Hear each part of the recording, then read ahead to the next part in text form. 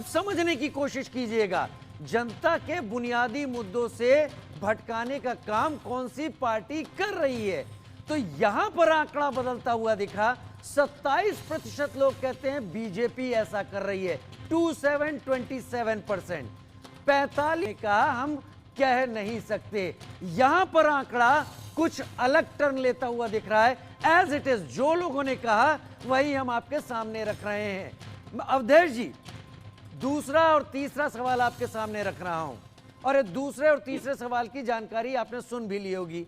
अवधेश जी, क्या वाकई 2 चरणों का कम मतदान आक्रामकता पर ला रहा है, और क्या वाकई जो वोटर है वो उनमें मतलब उत्साह नहीं है? ऐसा नहीं है। जो हमारे वोटर हैं जिन्होंने मतदान किया है 2 चरणों में, बहुत ही उत्साह पूर्वक अवधेश जी एक बात बोलूं क्या, एक बात बोलूं क्या, अगर आप अनुमति दे।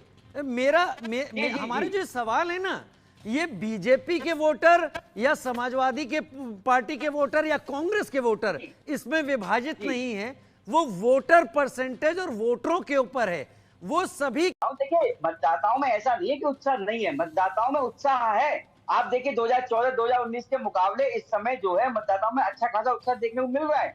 अभी जो सपा के जो प्रवक्ता बैठे आंकड़ा बता रहे थे, ऐसा नहीं है कि युवाओं ने इसमें भाग नहीं लिया है। 6 करोड़ से ज्यादा युवाओं ने भाग लिया है इस बार। ये आंकड़ा पता नहीं कहां से लेकर आए हैं, क्या लेकर आए हैं, ये मुझे नहीं पता।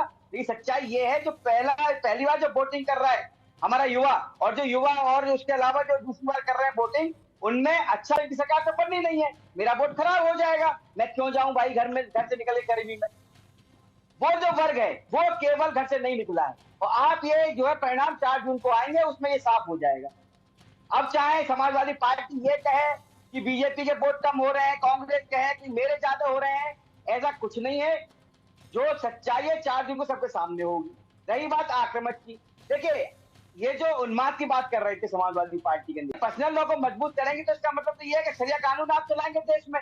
तो भाई देश की जनता जो है, जो आप बांटते हो एससी एसटी दलित ओबीसी और जो अन्य वर्गों में बांटते हो, भाई वो आपको वोट कभी नहीं देगी।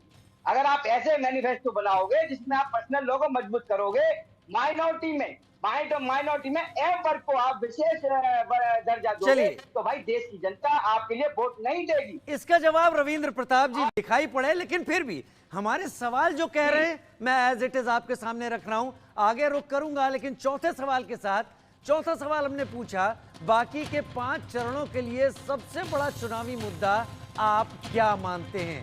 बाकी के 5 चरणों के लिए सबसे बड़ा चुनावी मुद्दा आप क्या मानते हैं? तो देखिए जवाब क्या है।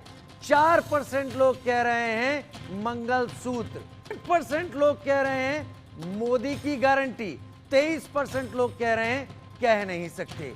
मोदी की गारंटी को लेकर काफी कुछ बवाल, काफी कुछ बातें राजनीतिक दलों के बीच में हुई हैं। इस गारंटी को लेकर लोगों के सामने दोनों ही तरफ से लोग गए हैं।